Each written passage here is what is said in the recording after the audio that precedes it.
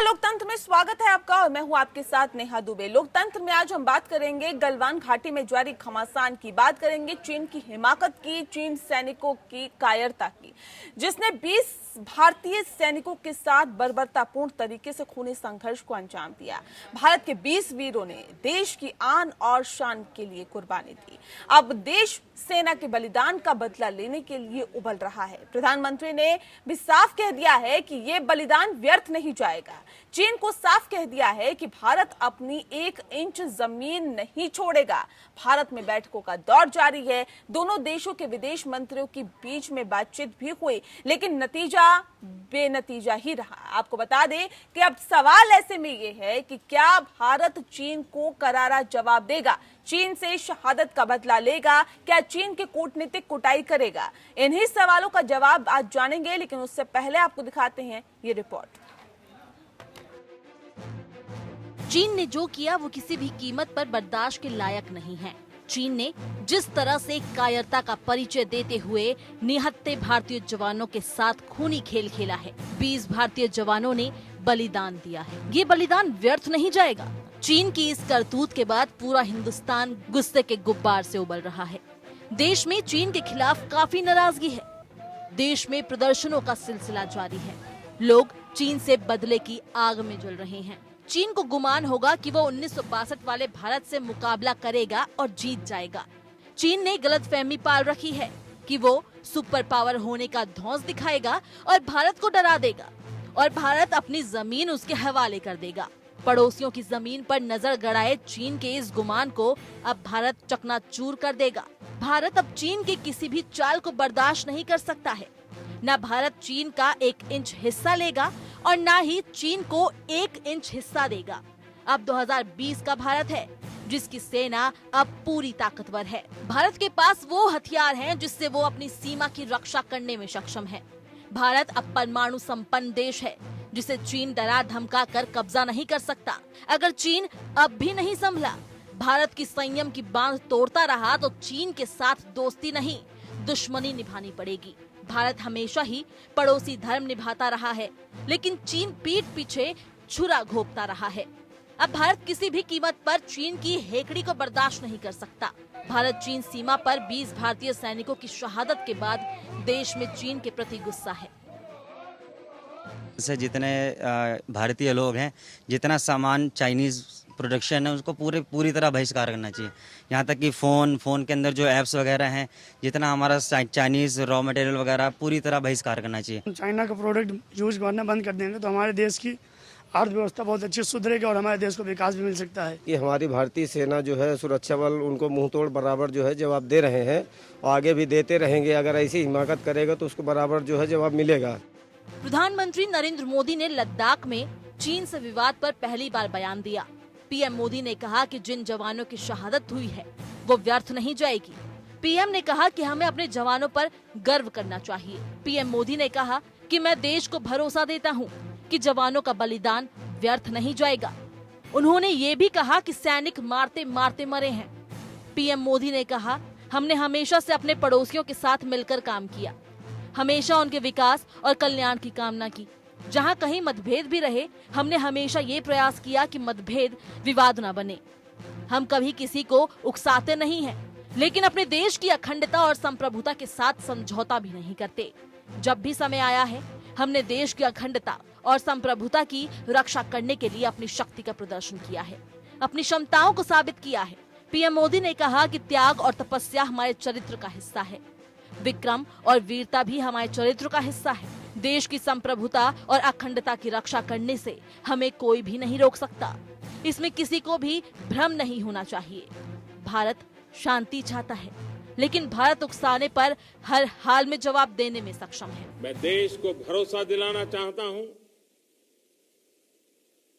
हमारे जवानों का बलिदान व्यर्थ नहीं जाएगा।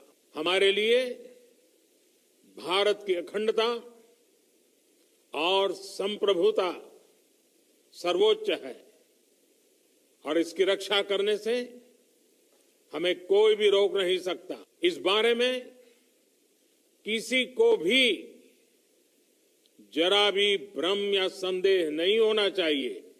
हर हाल में यथोचित जवाब देने में सक्षम है। देश के रक्षा मंत्री राजनाथ सिंह ने भी सभी सैनिकों को सलाम किया। राजनाथ सिंह ने ट्वीट कर लिखा, गलवान घाटी में सैनिकों को खोना दर्दनाक है। हमारे सैनिकों ने अपना फर्ज निभाते हुए देश के लिए जान दे दी। देश उनके बलिदान को कभी नहीं भूलेगा। आपको बता दूं कि 15 जून की रात लद्दाख की गलवान घाटी में LAC पर चीन और भारत की सेना में हिंसक झड़प हुई है। इस हिंसा में भारत के 20 जवान शहीद हो गए।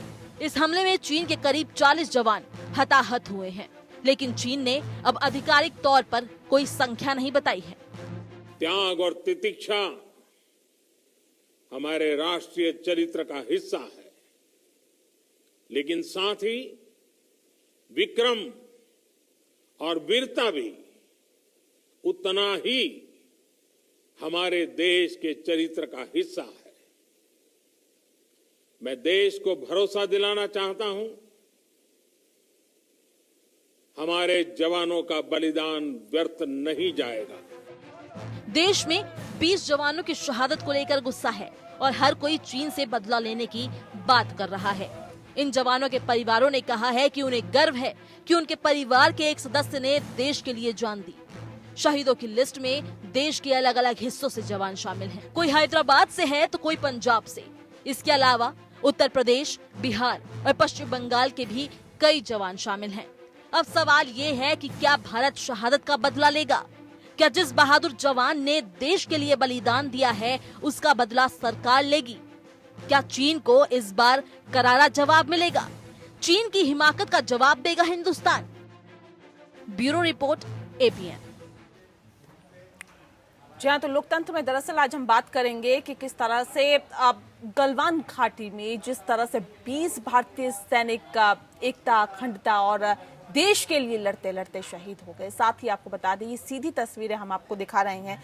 कर्नल संतोष बाबू शहीद हुए हैं गलवान घाटी में और ऐसे में उनके नेतृत्व में ही दरअसल एक टीम गठित की गई थी और ऐसे में बताया जा रहा है कि अब जिस तरह से 20 भारतीय जवान, भारतीय सेना के जवान शहीद हुए हैं, उनकी शहादत को कभी भुलाया नहीं जा सकता। उनकी शहादत व्यर्थ नहीं जाएगी, ऐसा प्रधानमंत्री ने भी कहा है।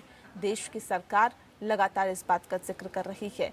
तो आप देख सकते हैं, ये वो भारतीय जवान है जो देश के लिए लड़ते लड़ते अपने प्राणों को न्यौछावर कर देते हैं।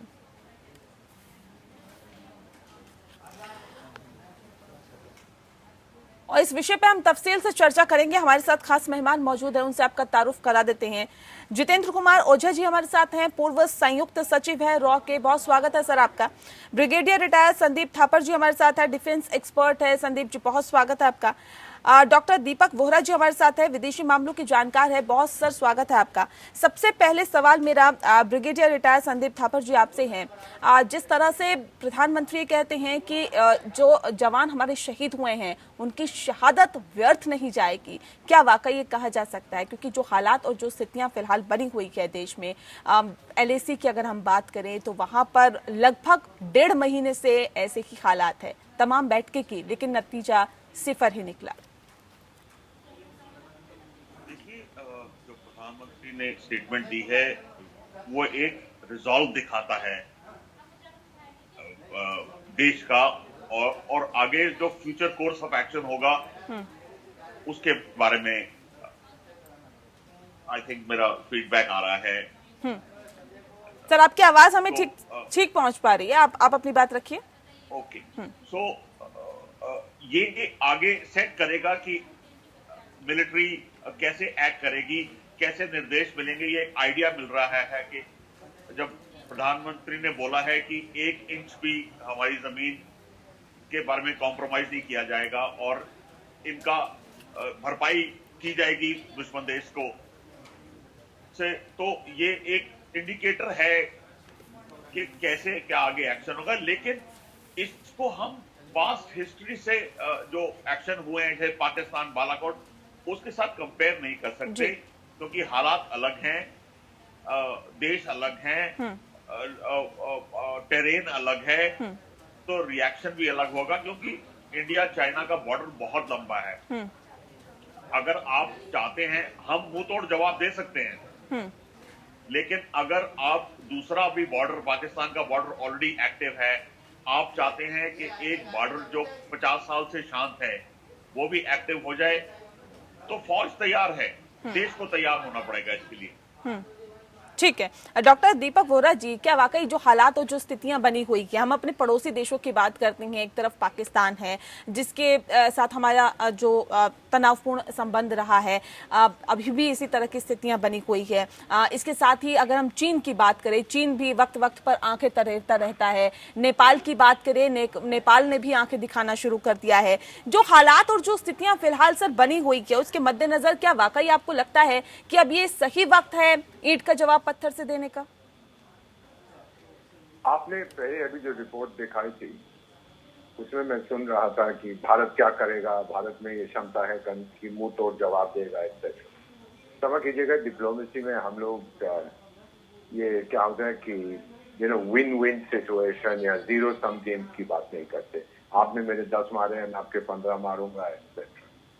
चाइना की अंडरस्टैंडिंग के लिए बहुत जरूरी है, और मेरे जो कॉलीग हैं फ्रॉम कैबिनेट सेक्रेटेरिएट और ब्रिगेडियर साहब भी अच्छा जानते हैं कि पब्लिकली चाइना का जो वॉरफेयर डॉक्ट्रिन है उसके 3 हिस्से हैं, and it's important to understand. पहला है साइकोलॉजिकल मैनिपुलेशन। ये पूरी दुनिया को बताना कि हम इतने शक्तिशाली हैं कि हमारे सामने कोई टिक नहीं सकता, डर पैदा कर। और वो आपने कई बार आप देखेंगे उनके अखबारों में, उनके टेलीविजन चैनल पर ये दिखाने की कोशिश करते हैं कि हम दुनिया की सर्वश्रेष्ठ शक्ति हैं, हमारे मुकाबले का कोई नहीं। सेकंड, आप मीडिया से हैं, मैं बताता हूँ, मीडिया मैनिपुलेशन। मैडम, जो मैं कई सो कॉल्ड एक्सपर्ट हमारे जो उनकी एनालिसिस देखता हूँ, तो मैं यही कहता हूँ कि इन लोग ये खुशकिस्मत है कि ये चीन में नहीं थे। अगर ऐसी चीजें ये चीन में लिखते, चीनी सरकार के बारे में, तो फिर कई सालों तक इनका कोई पता नहीं लगता ये लोग कहाँ गए हैं। तो इट्स मीडिया मैनिपुलेशन। हमारा फ्री मीडिया है, वी आर फ्री टू से व्हाट वी वांट। चाइना का भी फ्री है, आप बिल्कुल फ्री हैं चाइना में सरकार की सराहना करने की, जहां आलोचना की तो फिर हम फ्री नहीं। और तीसरा जो आप इनके बारे में समझेंगे वो है लीगल मैनिपुलेशन। जो देश का कानून है, जो अंतर्राष्ट्रीय कानून है, वो इसका मैनिपुलेशन करते हैं अपने फायदे के। इन अदर वर्ड्स, अगर मैं एक सेंटेंस में कहूँ, ये हिंदी में कहने की कोशिश करता हूँ, ये हमारा गला घोटने की कोशिश करता है हमारे ही सिस्टम के साथ। You understand what I am saying? They are trying to choke me with my own liberal system. 67 में ब्रिगेडियर साहब आपको बताएंगे नाथुला इंसिडेंट, हम लोग उसकी बात करते हैं लेकिन रियलिटी हम भूल गए थे। हम लोग फेंस बना रहे थे, उनके लोग आए, बोले फेंस मत बनाइए, बातचीत अच्छा बना ली।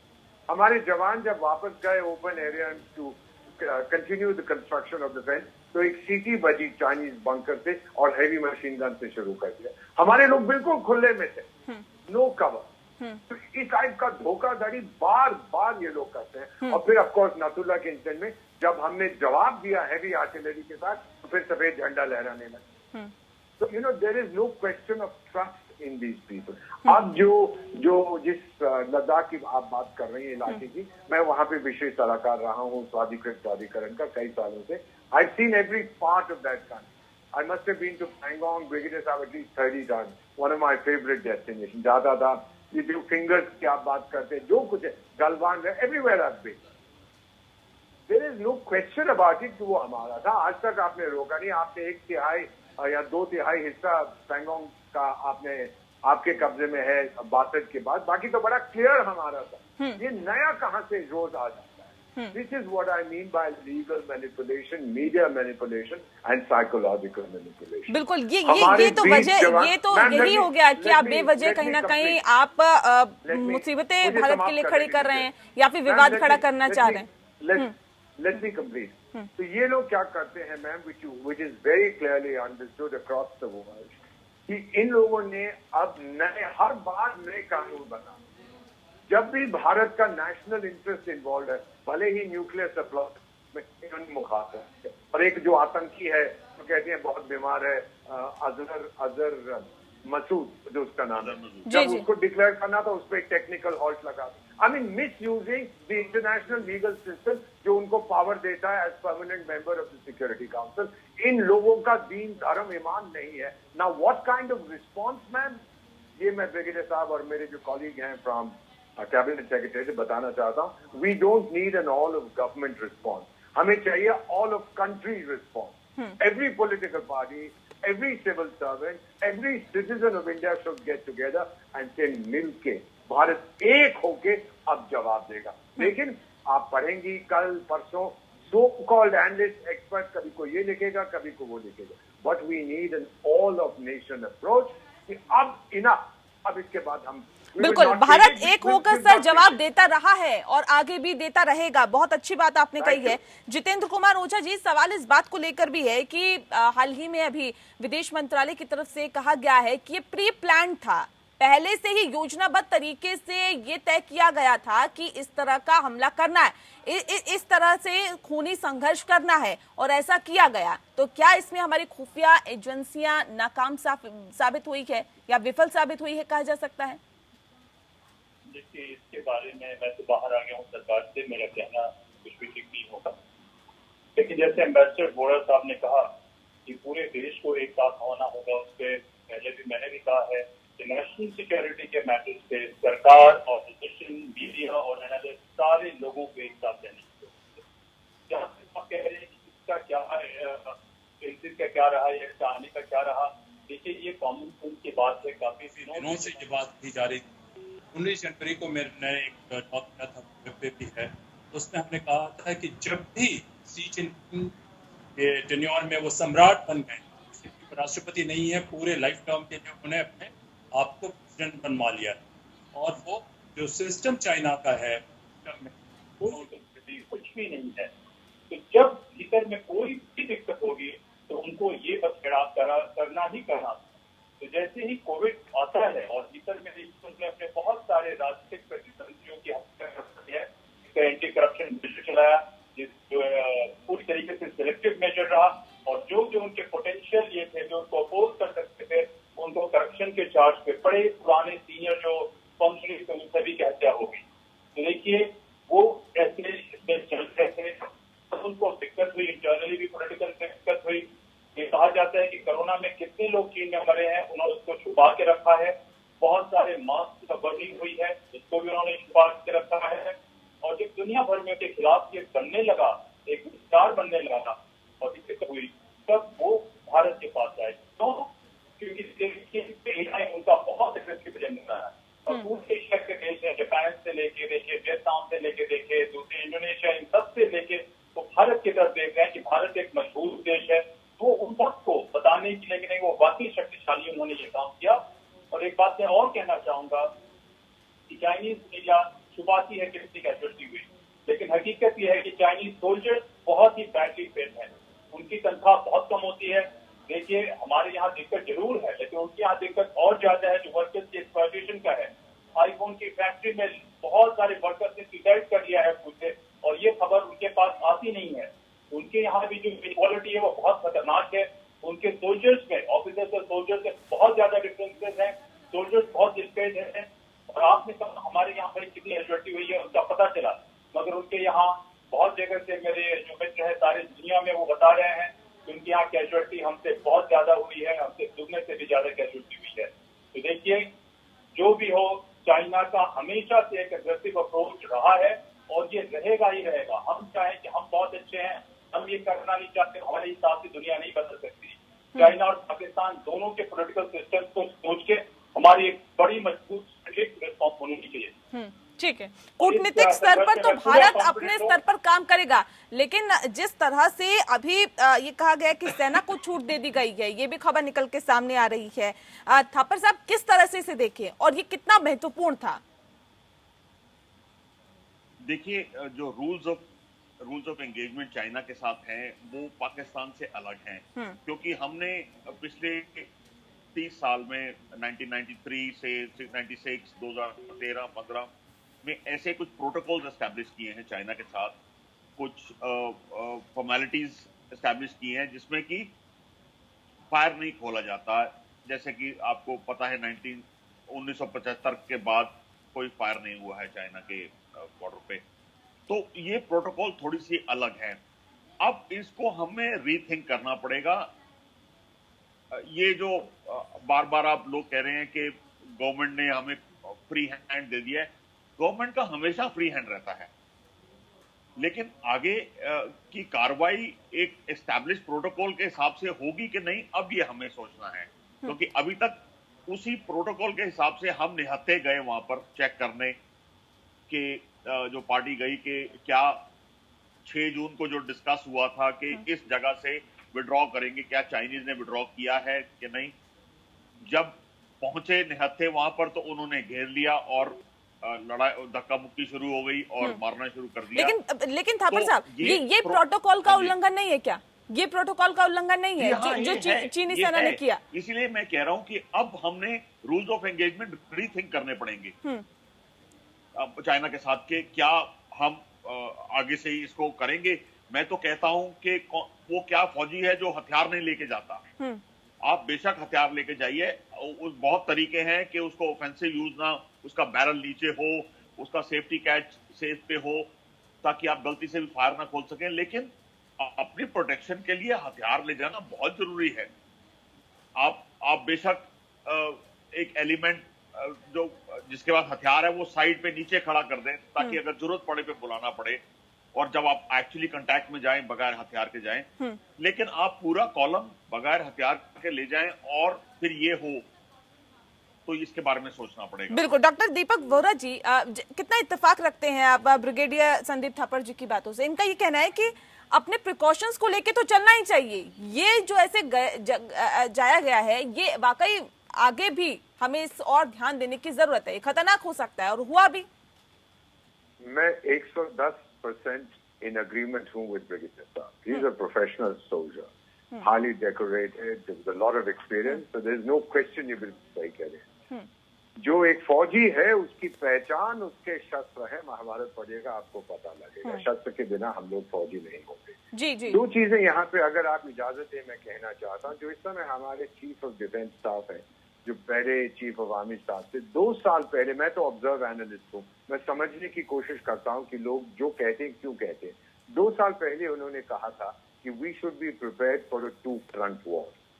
हो सकता है कि हमें 2 तरफ लड़ना पड़े। 2 साल पहले उन्होंने कहा था, और ये भी उन्होंने आश्वासन देश को दिया था कि yes we are ready, we are ready. लेकिन फिर आपके एनालिस्ट, सो कॉल्ड एनालिस्ट जो कभी लद्दाख गए नहीं है, वो बड़ी बड़ी अब उसकी एनालिसिस कर रहे हैं। सेकेंड थिंग मैम, मैं एक एम्बेसडर ऑफ इंडिया हूं। मैं 3 देशों में अफ्रीका में special adviser to prime minister, वहां के प्राइम मिनिस्टर्स का।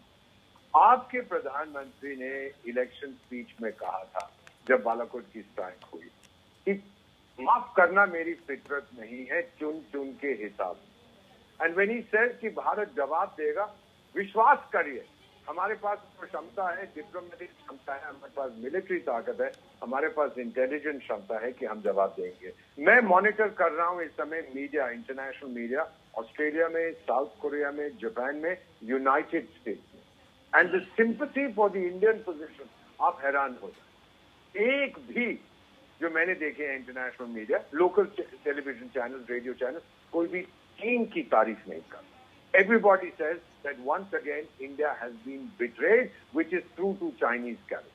अब आप बताइए, जब ये छवि बन गई इस देश की, और वो अपनी कैजुअलिटी छुपाता क्यों है? क्योंकि वो बाकी देश जो उसके की मुखालफत करते हैं, वियतनाम है, जापान है, south Korea, you know the usual, उनको बताना नहीं चाहता कि मेरी फौज इतनी कमजोर है कि इंडियंस ने, निहत्थे इंडियंस ने इतने सारे हमारे लोग मारे। ये तो अभी मीडिया में आया है कि उनका जो कमांडिंग ऑफिसर था वो भी मारा गया है चाइनीज साइड का। ये एक्सेप्ट नहीं करें, नहीं तो फिर आपकी पूरी पोल खुल जाती है। रिमेंबर मैम, वियतनाम की जंग में the best equipment in the world, 5 lakh at one time American फौजी वहां पे थे, बट डोमेस्टिक सपोर्ट नहीं था, तो वियतनाम का जंग वो हार गए। There was an anti war movement in the United States. तो इसीलिए होल ऑफ कंट्री अप्रोच चाहिए। एवरीबॉडी सेइंग हम लोग लड़ना नहीं चाहते, और अगर आप चाहते हो लड़े तो फिर हमारी ताकत देख लीजिए, आज हमारे पास वो ताकत है। Please give out this message. Sir, आज का जो भारत है वो 2020 का भारत है, इत्तेफाक रखते हैं आपकी बात से, लेकिन ऐसे में सवाल इस बात को लेकर है कि पाकिस्तान के साथ जिस तरह के हमारे रिश्ते हैं ये जग जाहिर है।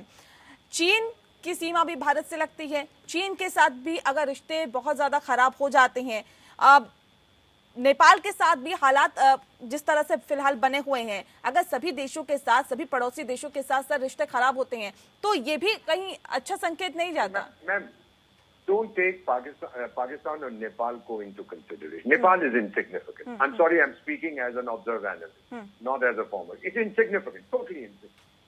जो तो पाकिस्तान है हमारे लिए मक्खी के बराबर है। Yes, China is the third most powerful military in the world. हम चौथे पे हैं। They are the second largest economy in the world. हम third largest, and we'll catch up. The important thing here is to send a message. चाहे वो सारी दुनिया देख रही है, खासतौर आपके पड़ोसी, कि भारत किस तरह का जवाब देता है। Does India have the resolve कि जब कोई उसके साथ छेड़ाखानी करता है, हमारे पास क्या वो नेशनल विल है कि हम दबा के तमाचा मारे? वो हमने साबित कर दिया कि है हमारे पास। That's the message I want to give back. Africa के कितने लोग, प्राइम मिनिस्टर जहां मैं काम, उन देशों के डिप्लोमैट्स ने मुझसे बात की है। After I finish talking to them, कहते हैं कि sir we were also briefed by the Chinese but we don't trust them. जो आप कह रहे हो, वी ट्रस्ट यू, आप पे भरोसा है। उनकी छवि इतनी खराब हो चुकी है पूरी दुनिया में कि now you can be ready for any kind of mad adventurism from their side. Fortunately the Indian military, the Indian intelligence is strong enough to deal with it. ठीक है ओझा साहब, सवाल इस बात को लेकर भी है कि जो खुफिया एजेंसियां हैं वो कूटनीतिक स्तर पर चीन पर दबाव बनाने के लिए किस हद तक काम कर सकती है और कितनी मददगार साबित हो सकती है? देखिए, मैं बहुत ही जनरल तरीके से बात करूंगा कि जो एजेंसियां हैं वो फर्स्ट लाइन ऑफ डिफेंस है कि वो बॉर्डर से दूर जाके बहुत सारे तरीके काम करती है। इसके अधिक मैं इस सब्जेक्ट पे क्या चाहूंगा, मैं दूसरी बात ये कहूंगा कि जो मिलिट्री की स्ट्रेंथ है ये किसी तरीके से नहीं होता है। इट्स नॉट अबाउट वोटिंग के नंबर किसका है क्या है। देखिए, अभी भी उस एरिया में ब्रिगेड का बताएंगे कि ट्रेन का एडवांटेज हमें पता है। दूसरा, जैसे एम्बेसडर साहब ने कहा कि पूरी दुनिया में हमारे पास बहुत ज्यादा गुडविल है। चाइना की जो ओपेक और नॉन ट्रांसपेरेंट और अथॉरिटेरियन ये है सिस्टम है जिसके जरिए पूरी दुनिया को दबाए हुए हैं, पूरी दुनिया को मदद कर रहे हैं। अफ्रीका में एम्बेसडर साहब को बहुत अच्छे से मालूम होगा कैसे वहां पे रिसेंटमेंट बढ़ रही है। इवन पाकिस्तान के भी एक सेगमेंट में रिसेंटमेंट बढ़ रही है। लेकिन चाइनीज को कोई भी पसंद नहीं कर रहा है, उसको भी दुनिया के लिए वो खतरा बने हुए हैं। और ऑस्ट्रेलिया तो कहीं पे उनके पार्लियामेंट में भी ये हो चुका है। लेकिन गुडविल तो सारी दुनिया में भारत के लिए है और चाइना के लिए सस्पेशन है। और जो यहाँ देखिए सवाल में जो उस पैरामीटर्स के हिसाब से कुछ निश्चित रूप से काम कर रहे होंगे।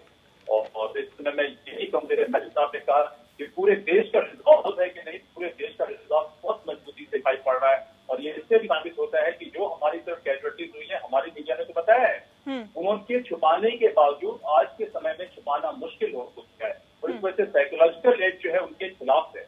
और जैसे पहले मैंने कहा शी जिनपिंग साहब के खिलाफ उनके भीतर चल रहा है कांग्रेस पार्टी में और उनके पोलिटिकल एस्टेब्लिशमेंट में, वो एक दिक्कत है। आप हांगकांग को लिए देखें कि वहां पे ऑलरेडी रिसेंटमेंट है। तो ये तानाशाह है, तानाशाह लोगों को सही चीजें दिखाई पड़ती नहीं है।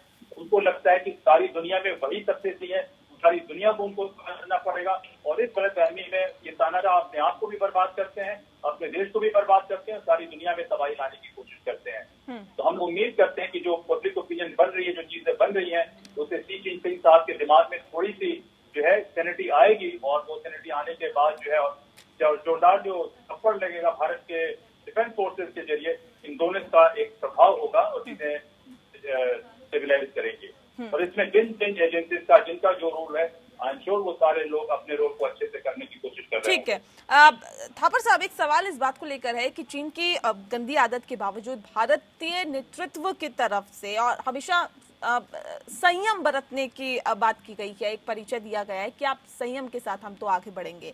लेकिन क्या इस संयम को ये कहा जा सकता है कि अब जो चीन है वो कमजोरी समझने लगा है? क्या इस मुगालते को दूर करने की अब जरूरत है? मैं नहीं समझता कि वो इसको हमारी कमजोरी समझ रहा है। उसको पता है हमारी ताकत क्या है। मैच्योरिटी, एक मैच्योर डिसीजन लेना और एक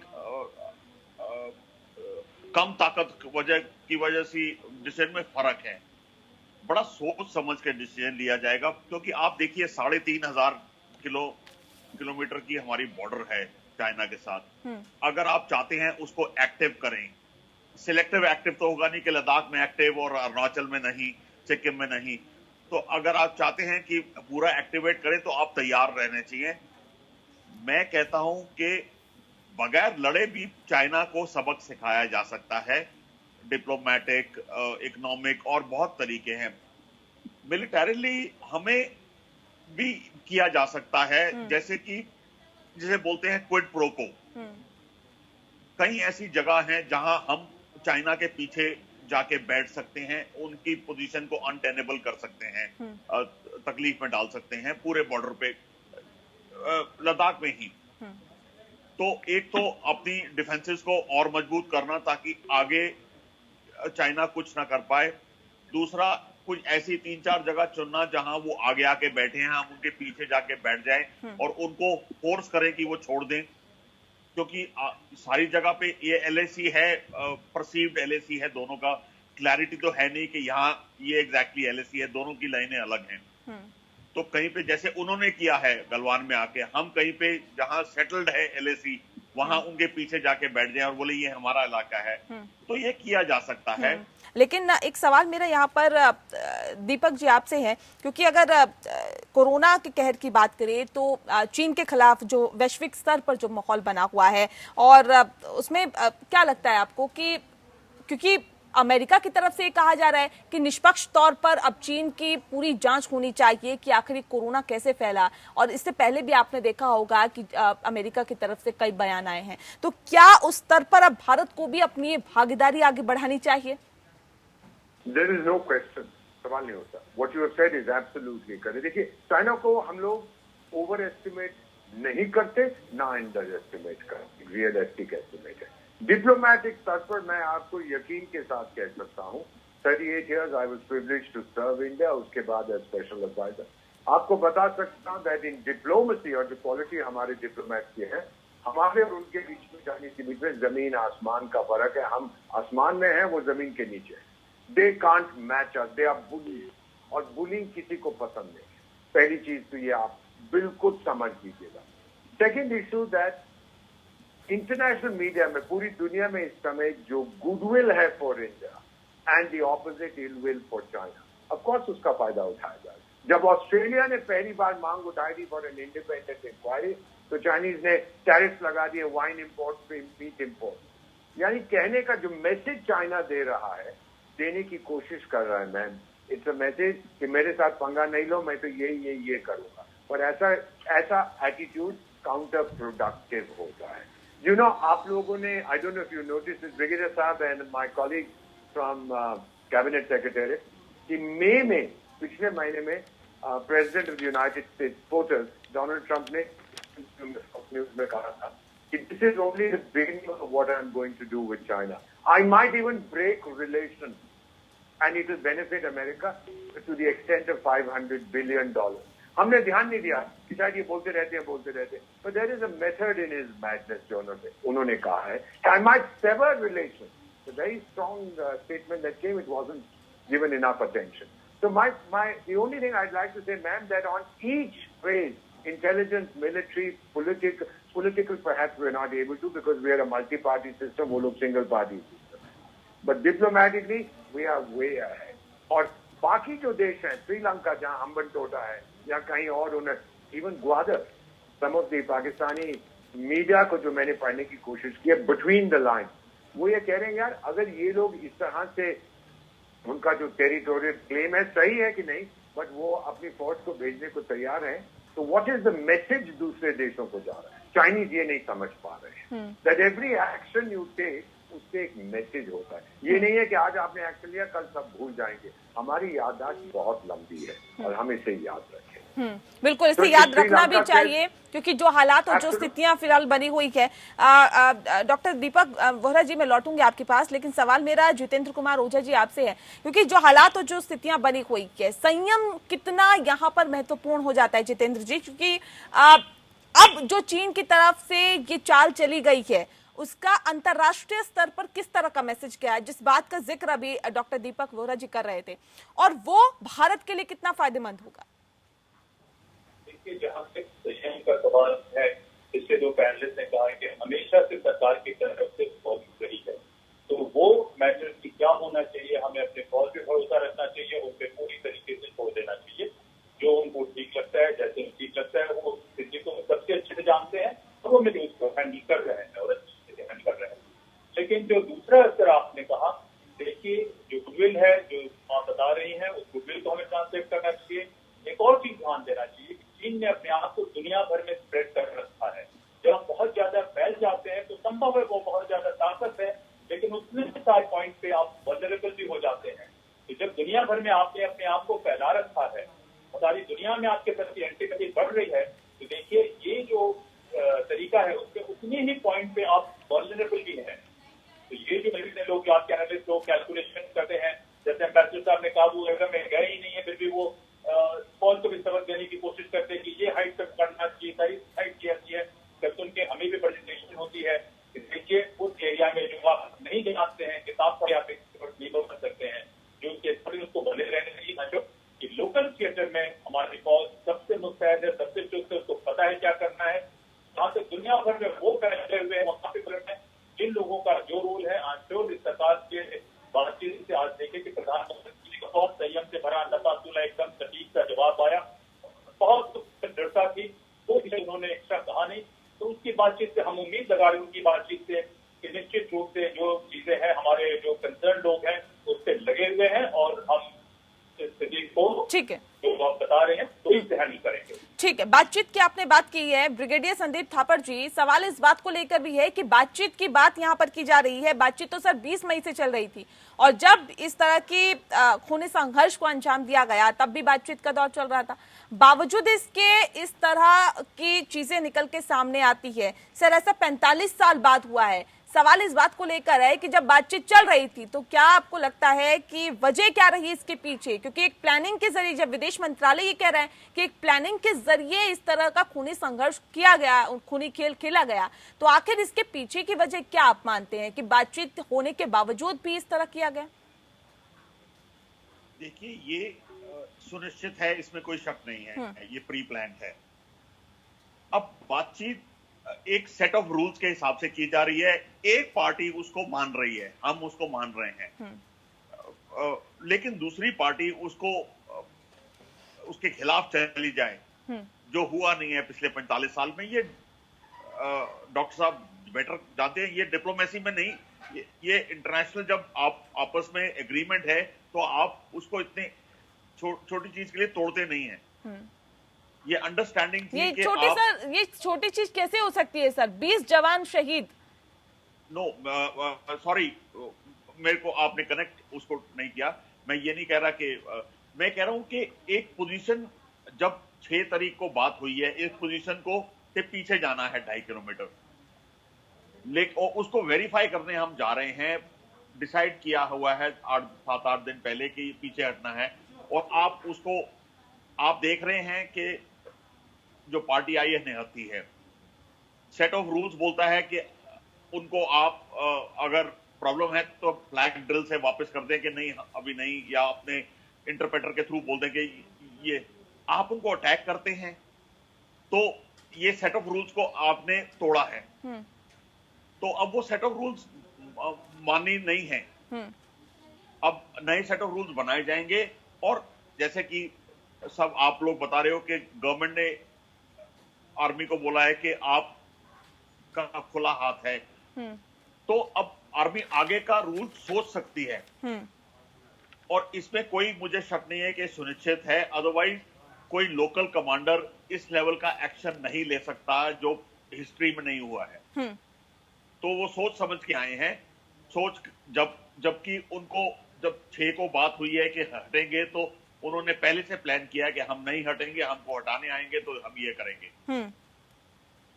तो ये उनका एटीट्यूड है आज की डेट में। बिल्कुल ठीक है। डॉक्टर दीपक वोरा जी, सवाल ये भी है कि जिस तरह के हालात फिलहाल बने हुए हैं और ऐसे में चीन को यहाँ पर जवाब देना जरूरी है, और हम ये नहीं कह रहे कि आप अगर चीन को जवाब देना है तो आप खूनी संघर्ष करके ही उनको जवाब दे सकते हैं। बहुत सारे तरीके हैं, कूटनीतिक स्तर पर आप वैश्विक स्तर पर भी चीन को बेनकाब कर सकते हैं। और देखा है हमने कि कुछ हद तक हो भी गया है, चीन खुद ही अपने कारनामों से बेनकाब हो रहा है। लेकिन ऐसे में अब भारत की तरफ से और कौन से कदम उठाए जा सकते हैं जिससे चीन को कहते हैं ना कि सांप भी मर जाए और लाठी भी ना टूटे? सांप को बार बार मारना है और आपकी लाठी और भी मजबूत होनी चाहिए। 1949 में पीपल्स रिपब्लिक ऑफ चाइना की स्थापना हुई थी, तो उस समय इन्होंने जो मैप्स पब्लिश किए थे भारत का कोई, and this is a true story which I am telling you, Bharat के का कुछ हिस्सा ये चीन में दिखा रहे थे। तो हमारी लीडरशिप ने उस टाइम इनसे कहा कि भाई ये क्या बात है, आप तो हमारे दोस्त हैं, आप तो हमारी टेरिटरी को चीन में दिखा रहे हैं। कहने लगे देखिए अभी तो पीपल्स रिपब्लिक ऑफ चाइना की अभी स्थापना हुई है, अभी हमारे पास टाइम नहीं हुआ कि हम ये मैप्स देखें। 4 साल के बाद मैप्स पब्लिश करते हैं और उसमें और ज्यादा हमारी टेरिटरी दिखाते हैं। फिर हमने कहा आप तो कह रहे थे, हम कहने लगे हमने तो यही कहा था, हमने अभी तक देखे नहीं है, अब हमने ध्यान से देखे तो ये तो सब हमारी टेरिटरी है। मतलब you can not trust these people and this message ma'am पूरी दुनिया में फैल चुका है। कोई इन पे भरोसा नहीं करता, जिसके कारण ये लोग और वायलेंट और अनप्रिडिक्टेबल हो रहे हैं। नो बैटल प्लान, ब्रिगेडियर साहब you will agree with me, जितने बैटल प्लान आप बना लीजिए, जितने कानून बना लीजिए, no plan survive the first contact with the enemy.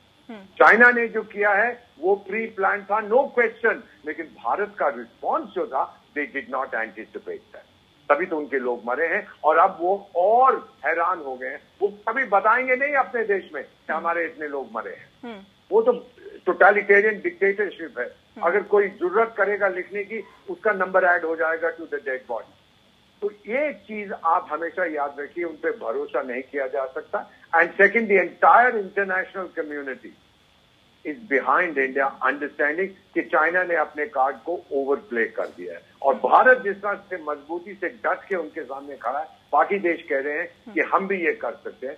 डरने की कोई जरूरत, what we have proved is you don't have to be afraid of China.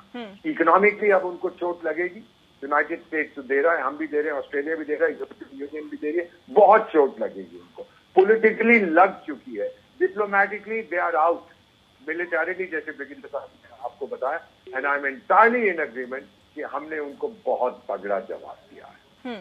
तगड़ा जवाब तो दिया है और आगे भी। China is isolated, China is isolated man, don't have any illusions about that. वो बिल्कुल आइसोलेट हो चुका है इंटरनेट और लोग अब उनका जो पैसा ये फेंकते थे बाकी देशों पर, अफ्रीकन देशों, मैंने खुद देखा 3 देशों में तो मैं काम करता हूँ, वो भी अब कह रहे हैं भाई इनके पैसे का हमें नहीं चाहिए, we just don't want it. अब ये लोग क्या करेंगे, ये और पागलपन करने की कोशिश करेंगे, शायद हमारे साथ नहीं, वियतनाम के ताइवान स्ट्रेट में already they are flying their planes etcetera close to Taiwan. Japan के साथ कोशिश करेंगे, यहाँ करेंगे, वहां करेंगे।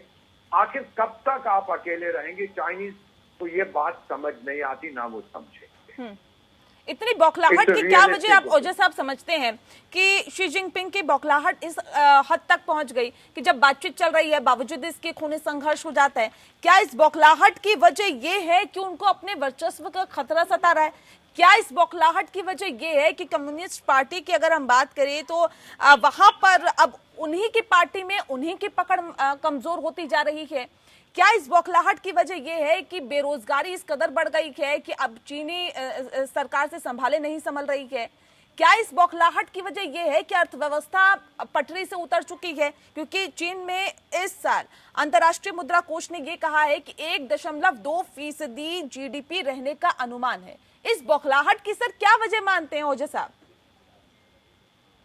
मैं अर्थशास्त्री को इतना सहमत नहीं हूँ। चीन की आर्थिक स्थिति खराब जरूर होगी मगर इतनी खराब नहीं होगी उसकी बौखलाहट कुछ ज्यादा होगी। जितनी टेक्नोलॉजी है उनका एक इंसान है और खास करके उसमें ये जो शी जिनपिंग का जो रजीम है, जैसे मैंने पहले कहा कि उन्होंने पूरे लाइफ टर्म के लिए वो प्रेसिडेंट बन गए हैं और उन्होंने सारे कम्युनिस्ट पार्टी में जो भी उनके विरोधी थे सारे विरोधियों उन्होंने खत्म किया। खुद तो उन्होंने फेक करप्शन चार्जेस में लेके पुराने जो एकदम कहा जाता है कि इंटेग्रिटी वाले लोग हैं, किसी से मीडिया में आते नहीं है, उनको उन्होंने फांसी दिलवा दिया है बड़े शैम ट्रायल के लिए। काफी जो है डिसकंटेंट उनका उसमें है, लेकिन जो कोरोना को लेकर और जो इकोनॉमिक डिसकंटेंट जो बढ़ रहा था, इन दोनों चीजों को लेकर चीन के हमें जो जानने वाले हैं, चीन के विशेषज्ञ वो बताते हैं कि उसमें फिर पार्टी में दिक्कत आनी शुरू हुई। तो ये बहुत ही अच्छा तरीका है कि जब आपके अपने वर्चस्व को खतरा होता है तो आप किसी बॉर्डर पे जाइए, कहीं जाइए और करिए। दूसरा एक चीज मैं और ऐड करूंगा, चीन बहुत ही रेस्पॉन्सिबल रोक पावर बनते चला है। फिलीपींस के साथ जो उसको डिस्प्यूट है तो यूएन क्रॉस में उसके अगेंस्ट उसका कंसेंट को सर्टिफाई कर दिया। तो ये जो है इस जो ग्लोबल ये में बिल्कुल रिस्पॉन्सिबल पावर की तरफ बिहेव करना ही नहीं चाहती, और इसकी वजह से इंटरनल प्रॉस्पेरिटी आने के बाद लोग डिमांड नहीं करें, फ्रीडम कुछ ये नहीं करें, तो जो भी वहां पे रूल कर रहा है, जो लीग को ये रिप्रेजेंट कर रहे हैं, उसके लिए सबसे कन्वीनियंट ऑप्शन यही था कि भारत डेमोक्रेसी का पीक है, उसके ऊपर आक्रमण करने की कोशिश करो और दुनिया को बताओ कि डेमोक्रेसी बड़ी खराब चीज होती है, डिक्टेटरशिप के लिए है, दुनिया का फलता होगा और वो डिक्टेटरशिप होने की वजह से वो सबसे अच्छे हैं। मेरी तो यही समझ है, मेरा यही मानना है। जी ठीक है। एक सवाल यहाँ पर थापर साहब आपसे है मेरा कि भारत चीन को 1,126 करोड़ का झटका देने की तैयारी में भी है, और बताया ये भी जा रहा है, जो खबर मिल पा रही है उसके अकॉर्डिंग बता दूं मैं आपको कि RRTS प्रोजेक्ट रद्द भी हो सकता है। तो क्या आपको लग रहा है कि एक बड़ा झटका होगा चीन के लिए? आप मुझसे पूछ रही थी? जी जी, इकोनॉमिक थापर साहब से सवाल है सर। थापर साहब,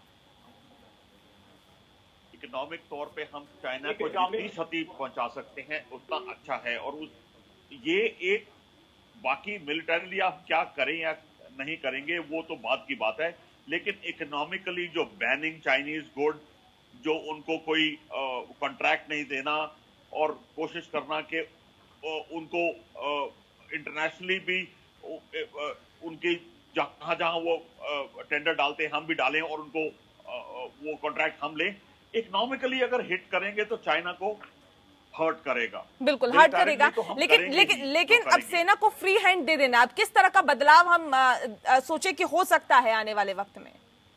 देखिए, सेना को फ्री हैंड पहले से ही था, लेकिन जैसे मैंने कहा कुछ हम प्रोटोकॉल से बंधे हुए थे। अब वो प्रोटोकॉल हमको रीथिंक करनी है और हमने देखना है कि कैसे इसको बगैर चाइना के साथ लड़ाई के माहौल बनाते हुए एक्शन वो लिया जाए जो टैक्टिकली पैलेटेबल हो दोनों पार्टीज को, और हम अपना हिसाब बराबर भी कर सके।